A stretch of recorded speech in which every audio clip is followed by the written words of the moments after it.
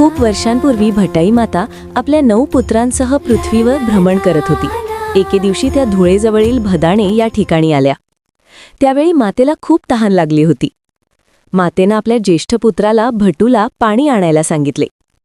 आईची आज्ञा मानून भटू जवळ असलेल्या विहिरीकडे गेला. त्याने भांडं विहिरीत बुडवून पाणी भरलं आणि आईकडे घेऊन आला. पण त्याला कळलं नाही की त्या पाण्यासोबत एक लहान मासा देखील भांड्यात आला आहे.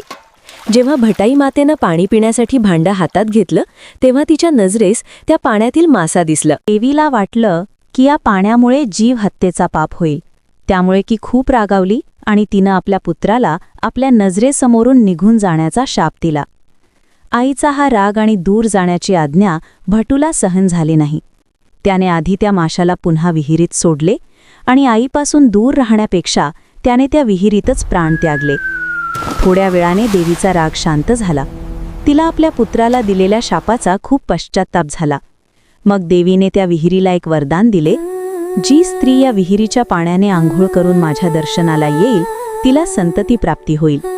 म्हणून आजही अनेक स्त्रिया संतती प्राप्तीसाठी या विहिरीत स्नान करून भटाई मातेचे दर्शन घेतात.